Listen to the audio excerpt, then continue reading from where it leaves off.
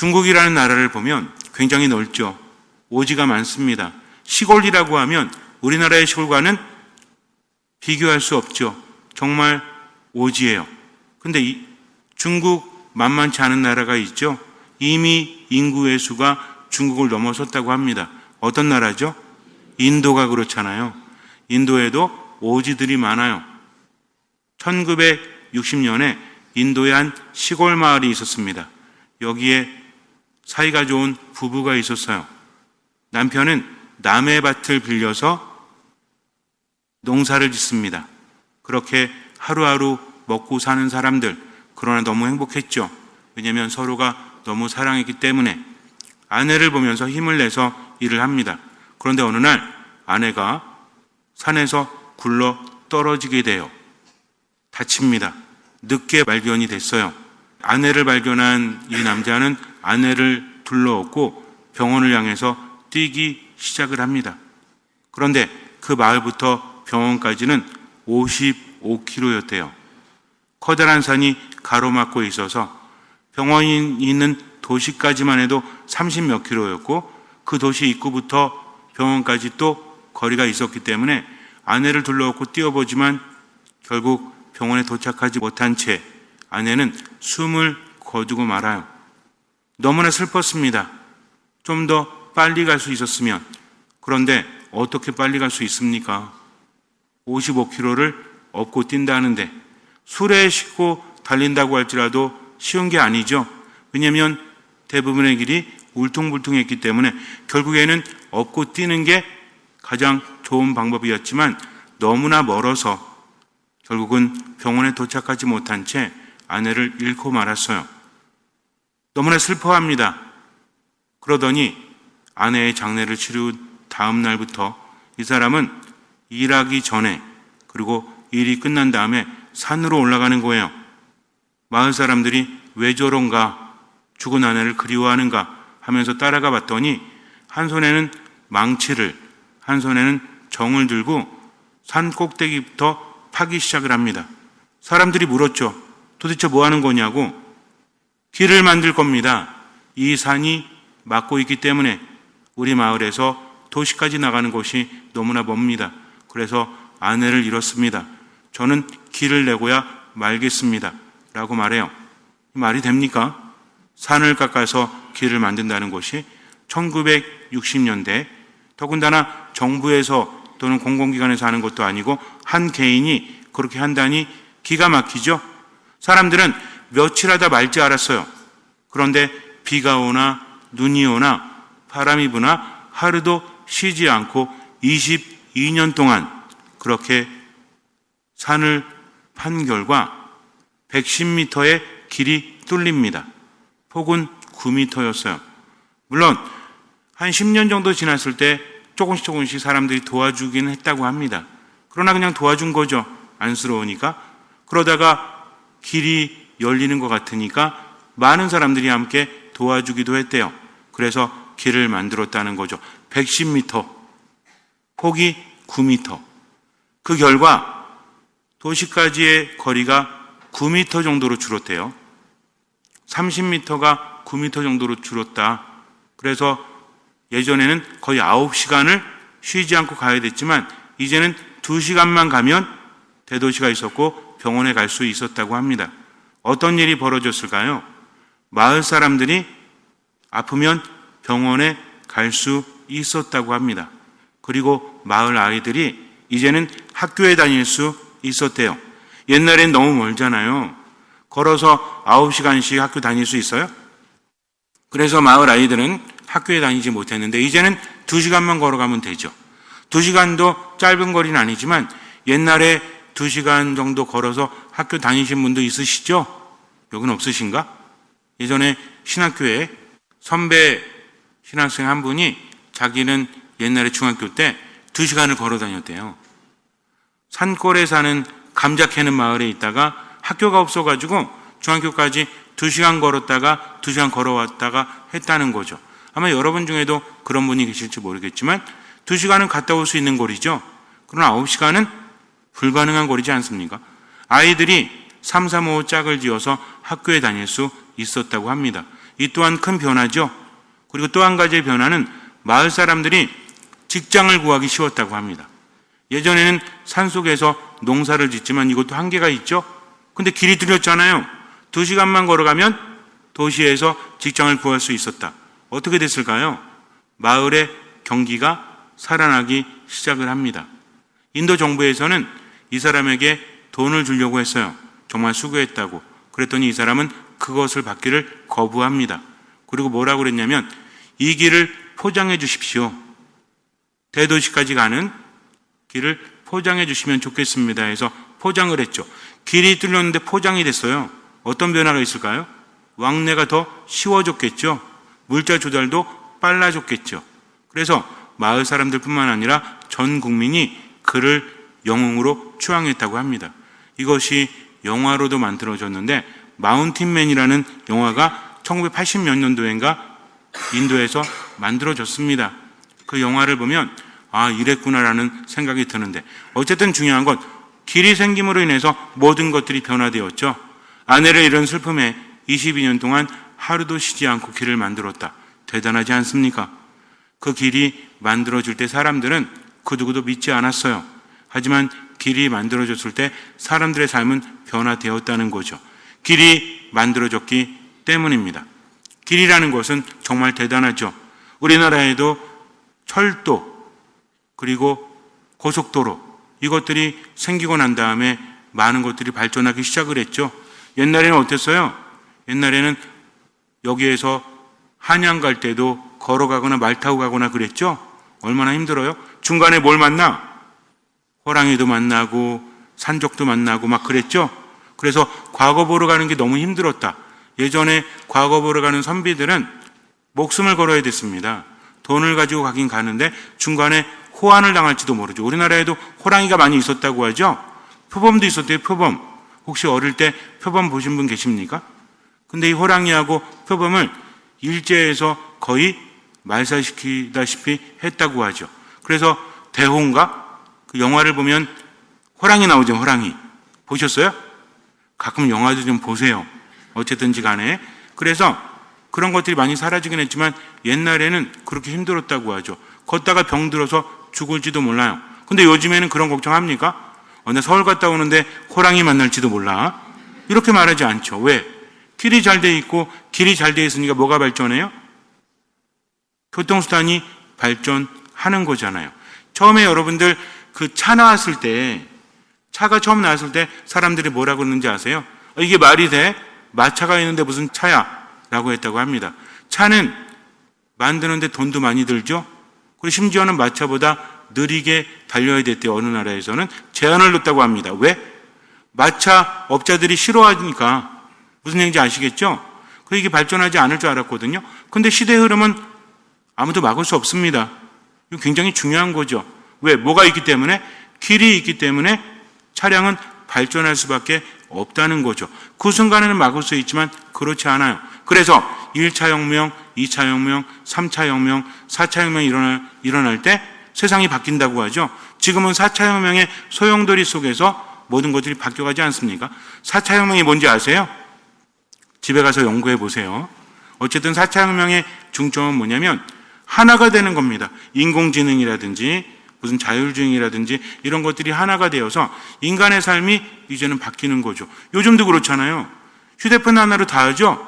텔레비전도 켜고 에어컨도 켜고 심지어는 집에 있는 가스레인지 이런 것도 킨다며 점점 그렇게 돼가고 있는 겁니다. 이거 막을 수 없죠. 이렇게 흐름이라는 것이 한번 생기면 엄청난 변화가 일어나는데 길이 한번 생겨나면 교통수단이 발전하고 사람들의 삶이 바뀔 수밖에 없다는 거죠. 좀 더 윤택해지지 않습니까? 좀 더 좋아지지 않습니까? 예전에 제가 초등학교 때 친구 중에 매일 무말랭이만 싸우는 친구가 있었어요. 도시락으로. 저는 계란말이 싸우는데 이 친구는 무말랭이만 싸우는 거야. 짝이니까 같이 먹잖아요.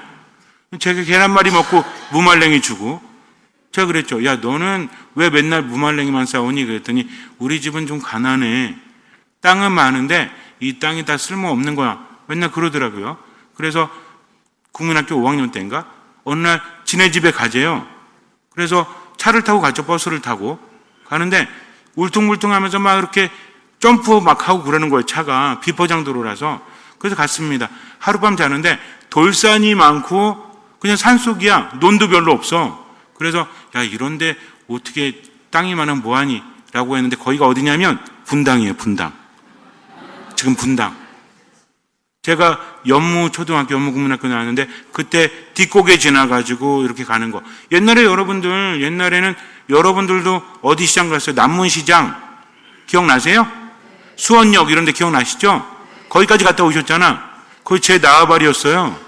제가 부수동성당 출신이거든요.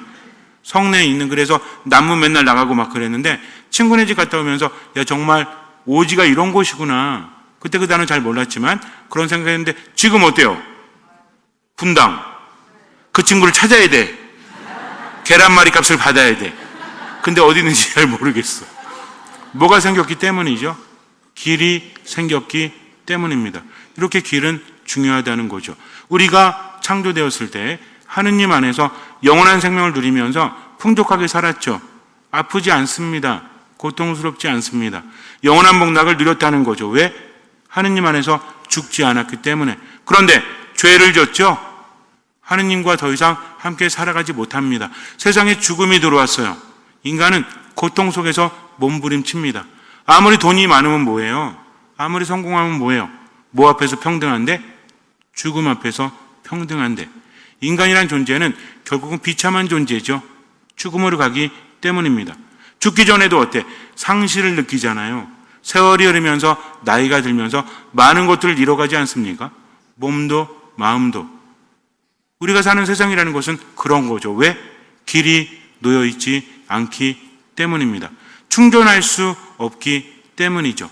우리가 요즘 많이 쓰는 스마트폰, 휴대폰 이런 것도 밤이 되면 뭐하죠? 충전하잖아요. 하루 종일 썼으니까 충전해야 되죠. 충전 안 하면 어떻게 되는 거야? 죽는 거예요. 그냥 가는 거예요. 방전되어버린 겁니다. 우리는 그때그때마다 충전하죠. 핸드폰을 많이 쓰면 많이 쓸수록 어때요? 빨리빨리 충전해줘야 되지 않습니까? 어쩌면 이틀에 한 번 충전하는 분도 있죠. 어떤 분은 그래요. 저는 이틀에 한 번 충전하는데 왜? 전화 오는 데가 없는 거야. 할 것도 없는 거야. 근데 계속 전화 받으면 자꾸만 충전해줘야 됩니다. 우리가 세상을 살아가면서 지치잖아요. 힘들잖아요. 그럴 때일수록 하느님 안에서 충전되어줘야 되는데 충전되어지지 않으니까 삶이 힘든 거죠. 하지만 그래도 어쨌든지 간에 충전을 많이 한다고 할지라도 한계는 있지 않습니까? 하느님과 거리가 멀어졌기 때문에. 옛날에는 그랬어요. 그래서 하느님 안에 머물지를 못했습니다. 누가 길을 놓아주셨죠? 예수님께서.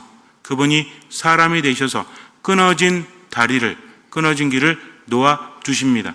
당신의 죽음으로 하늘과 땅이 연결되었다는 거죠.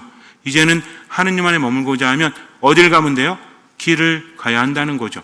길이 있고 없고가 얼마나 큰 차이인지 아십니까? 제가 거제도에 놀러 간 적이 있었는데 친구 신부님이랑 부산을 가야 되는데 그런 말 하더라고요. 배 안 타도 된대. 아니, 배를 왜 안 타? 그랬더니 길이 생겼대요. 어디 길이 생겼는데? 밑으로 해저로 길이 있대. 뭔 소리요? 그랬는데 어쨌든 가다 보니까 있더라고요. 거제도에서 부산까지. 계속 밑으로 가길래 저는 해저라고 그래가지고 물고기가 보일 줄 알았어. 근데 안 보이더라고요. 그냥 시멘트만 잔뜩 있던데요. 그래서 갔더니 부산이라고 하더라고요. 뭐가 놓인 거죠? 길이 놓인 겁니다. 그 다음부터 완전히 달라지죠. 섬에 길이 놓이잖아요. 완전히 바뀌어버립니다. 뭐가 올라? 일단 땅값이 올라. 그 다음에 많은 것들이 생겨나죠. 왜? 사람들이 오가기 쉬워지기 때문입니다. 이렇게 길이 중요하다는 거죠. 이제는 우리가 원하기만 하면 하느님 안에 머물 수 있죠. 어떤 길을 가면 돼요?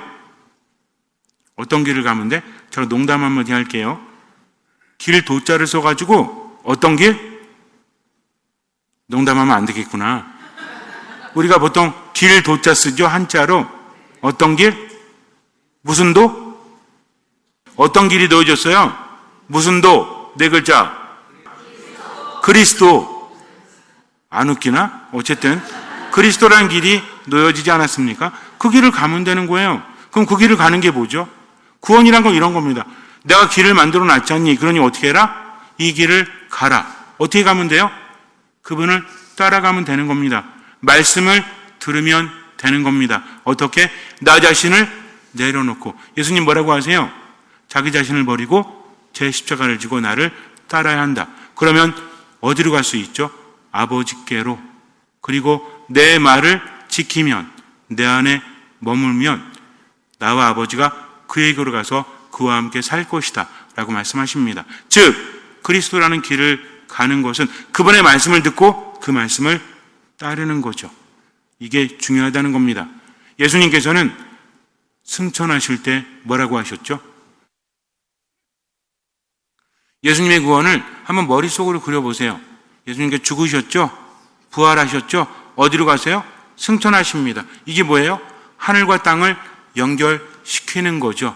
이제 우리도 그분을 따라서 하늘로 올라갈 수 있습니다. 예수님께서 당신 승천의 모습을 제자들에게 보여준 것은 어떤 의미일까요? 그냥 가셔도 되잖아요. 근데 왜 승천의 모습을 보여주셨죠? 하늘나라 어디 있습니까? 달 옆에 있어요? 아니면 명왕성 옆에 있어요? 또 다른 은하계에 있어요? 그래갖고 예수님께서 딱 올라가신 다음에 광속보다 더 빠르게 가십니까? 아니잖아요. 근데 왜 그렇게 보여주시죠? 하늘이라는 공간이 갖는 의미가 있기 때문입니다. 인간이라는 단어가 히라보로 안드로포스예요. 이게 뭐냐면 하늘을 보는 존재, 무엇을 가지고? 희망을 가지고 하늘을 보는 존재. 그래서 하늘나라라는 것은 누가 계신 나라입니까? 하느님께서 계신 나라. 우리가 그 안에 있을 때 하느님께로부터 충전되기 때문에 하느님께서 우리를 충만히 채워주시기 때문에 죽지 않고 복락을 누린다. 이제 이 길이 열렸다는 거죠. 그 길을 가야 합니다. 그 길을 가지 않는 사람은 구원을 포기한 사람이죠. 그럼 어떻게 하면 갈 수 있냐 이거예요. 그분의 말씀을 듣고 나의 십자가를 지고 가야 되는데 너무 추상적이잖아요. 어떻게 하면 됩니까? 어떤 마음으로? 듣는 마음으로 세 가지 안에 머물면 돼요. 어디 안에 머물면 돼요? 미사 안에 머뭅니다. 그럼 우리는 그분을 내 안에 모실 수 있기 때문에 그 다음에 어디 안에 머무는 거죠? 말씀 안에 머뭅니다. 말씀을 듣고 듣는 마음으로 살아가는 거죠. 그 다음에 어디 안에? 기도 안에. 인간의 삶이라는 것이 뭐라고 그랬죠? 우울하다고 그랬죠? 절망적이라고 그랬죠? 그래서 화가 난다고 그랬죠? 그러니까 나이가 들면 들수록 어때? 더 편안해지고 더 평화로워지고 더 여유로워지고 더 베풀면서 자기를 비워야 되는데 우리는 나이가 들수록 어때요? 나이가 어릴 때는 비울 것도 없지 내 것도 없는데 근데 어른이 되고 나이가 들면서 자꾸만 웅켜 잡으려고 합니까? 자꾸 놓으려고 합니까? 웅켜 잡으려고 하죠. 어쩔 수 없습니다. 왜? 상실되어지기 때문이죠. 걱정과 염려가 많기 때문입니다. 하지만 그럼에도 불구하고 내가 못하기 때문에 어떻게 하는 거예요? 주님, 제가 욕심에 갇히지 않도록 주님, 제가 깨달을 수 있도록 어차피 우리 죽으면 아무것도 가져가지 못하잖아요. 세상을 살면서 마음껏 쓰는 거 돼야 안 돼요? 괜찮아요. 마음껏 쓰십시오. 그러나 하나님의 영광을 위해서 베풀면서 살아가는 거죠. 얼마만큼? 할 수 있는 만큼. 쉬운 일이 아닙니다. 정말 쉬운 일이 아니에요. 그러나 그렇게 하지 않으면 우린 그 길을 갈 수 없기 때문이죠. 그래서 주님 안에 머물면서 누구의 뜻대로? 주님의 뜻대로 자꾸만 맞들여야 되는 거죠. 기도에 맞들이고 말씀에 맞들이고 미사에 맞들이면서 하나님의 뜻대로 내가 절망스럽지만 하느님 바라보면 절망하지 않는 거죠. 내가 화가 나지만 하느님 바라보면서 화내지 않는 겁니다. 근데 이게 쉽지는 않아요. 진짜 쉽지 않아요. 하지만 그렇게 하는 거죠. 그러다 보면 바뀌어요, 안 바뀌어요? 바뀝니다. 무엇을 통해서? 체험을 통해서. 그런 사람은 영원한 것을 추구하게 되고 나머지도 받게 되지만 그렇지 않은 사람은 세상에 갇혀서 그냥 그렇게 살다가 비참하게 되는 겁니다. 우리는 선택을 해야 된다는 거죠. 그래서 승천하신 예수님을 따라서 우리도 예수 그리스도의 길을 걸어서 하느님께 가기 위해서는 어떤 마음으로? 듣는 마음으로. 어디 안에서? 미사, 말씀, 기도 안에서. 뭐에 휘둘리지 말고 기분에 휘둘리지 말고 순간 누구의 뜻대로? 하느님의 뜻대로. 그럴 때 한 걸음 한 걸음 그 길을 가는 겁니다. 잠시 눈을 감으세요. 그때 예수님께서 11 제자에게 나타나시어 그들에게 이르셨다. 너희는 온 세상에 가서 모든 피조물에게 복음을 선포하여라. 믿고 세례를 받는 이는 구원을 받고 믿지 않는 자는 단죄를 받을 것이다. 믿는 이들에게는 이러한 표징들이 따를 것이다. 곧 내 이름으로 마귀를 쫓아내고 새로운 언어들을 말하며 손으로 뱀을 집어들고 독을 마셔도 아무런 해도 입지 않으며 또 병자들에게 손을 얹으면 병이 나을 것이다. 주 예수님께서는 제자들에게 말씀하신 다음 승천하시어 하느님 오른쪽에 앉으셨다. 제자들은 떠나가서 곳곳에 복음을 선포하였다. 주님께서는 그들과 함께 일하시면서 표징들이 뒤따르게 하시어 그들이 전하는 말씀을 확증해 주셨다. 예수님께서 길을 놓아주셨습니다. 하지만 그 길을 가지 않으면 우리는 하느님께 갈 수 없죠. 예수님께서 승천하시면서 제자들에게 말씀하시죠.